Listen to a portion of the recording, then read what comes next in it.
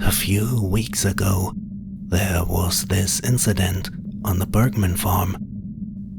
It all started when Bergman told us that he was being tortured by a night hag. I remember how we secretly laughed about it, and how his wife Mary said, "You must have just had a bad dream."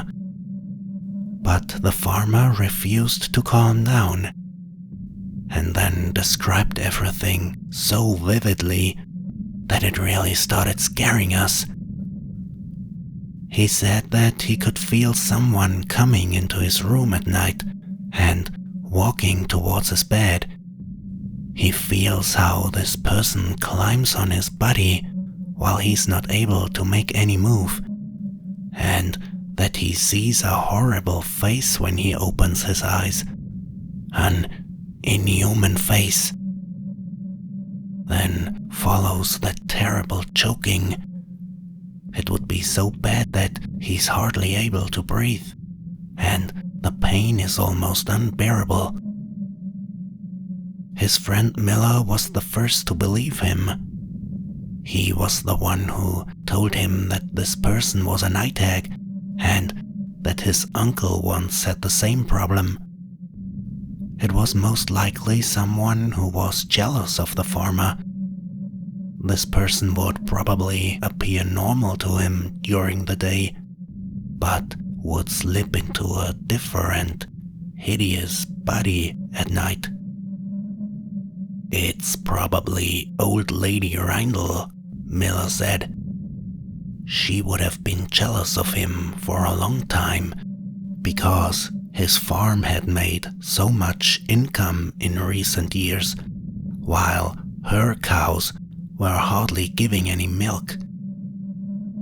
During their conversation, Mary always kept saying that they should stop talking like this. "Leave the old Rheinland alone," she said. But Bergman didn't let up until Miller told him how his uncle had got rid of the night hag.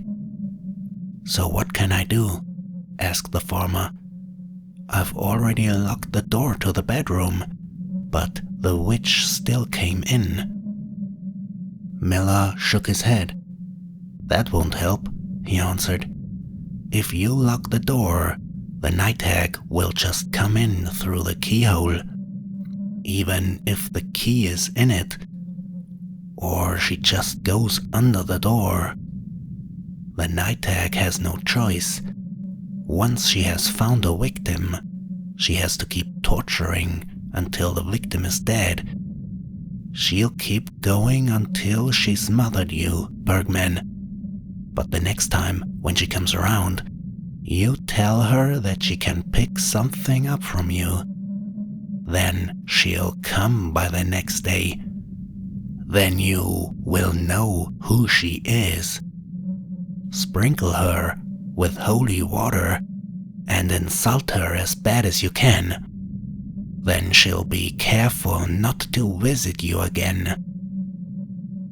The farmer nodded. "That's how I do it," he said. From then on, his wife was no longer allowed to sleep with him in the chamber because he thought it was too dangerous. Only when the night hag had been chased away, he did want to have her back in bed with him. Then things turned out exactly as Miller had predicted. The very next night, the night hag troubled the farmer again. She choked and choked him so hard that he could only just catch his breath. And just at the very end, when she let go of him again, he was able to tell her, "Come to me tomorrow at noon, and I'll give you a bowl of milk." As lunchtime approached the next day, he was already waiting impatiently at the window. He kept a constant eye on his yard, and sure enough, around midday, old lady Reindl suddenly appeared. In no time at all, she went to the door and knocked. "Have you come for the milk?" the farmer asked grumpily as he opened the door. Old Lady Rindle looked at him in surprise, and before she could say anything in reply, he poured holy water over her and insulted her, telling her never to show her face here again, and to go to hell if the devil didn't come and get her anyway.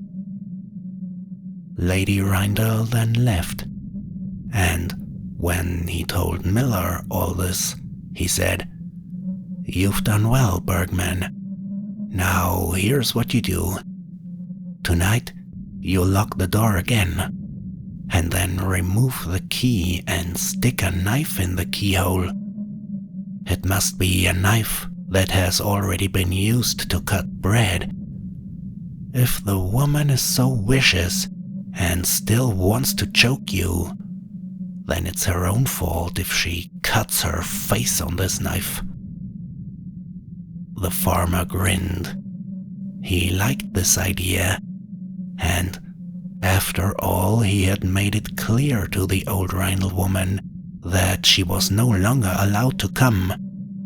If she did anyway, he thought to himself, it wouldn't belong to her in any other way. As he lay alone in his bed again that night, assuming that he would now be able to sleep in peace for the first time, he suddenly heard noises at his door at midnight. At first the handle went down, but he had locked the door. Then someone tampered with the keyhole. Because it was dark, he couldn't see anything. Suddenly, however, he heard a wailing sound as if someone was crying out in pain. The farmer laughed. He knew that it was the old Rheinl woman who was stupid enough to come to him again. He could sleep peacefully afterwards, because then nothing disturbed him anymore. He didn't hear a sound for the rest of the night, and he wasn't tortured either. He was the first to get up in the morning, and instantly he discovered that the knife he had stuck in the keyhole was gone. "I'll get that back," he thought to himself and grinned. "Then I have an immediate reason to visit the old Lady Rheinl and give her another good insult." With this in mind, he threw on his coat and drove out to the old woman. He stopped in front of her house and then knocked firmly on the door. "Rheinlin," he shouted, "I want my knife back. Won't you give it back to me now?"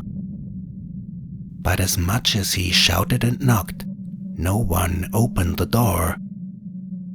Did the old lady get it a little too bad in the end? He asked himself. That's right too, and never mind the knife.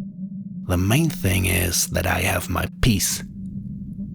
So he drove home again, and imagined how he would be able to sleep blissfully from now on. But when he arrived at his farm, there was a strange atmosphere. Nobody was at work. The whole place seemed deserted to him until he found his workers in the parlor. They had gathered around the canopy. His servant was the first to turn to him. He slightly shook his head and said, "Farmer, it wasn't old Lady Rheinl who choked you at night." Panicked, Bergman scattered his employees, and then he saw her, his wife. She was lying in front of him, in her own blood. Slowly, the farmer walked around the canopy.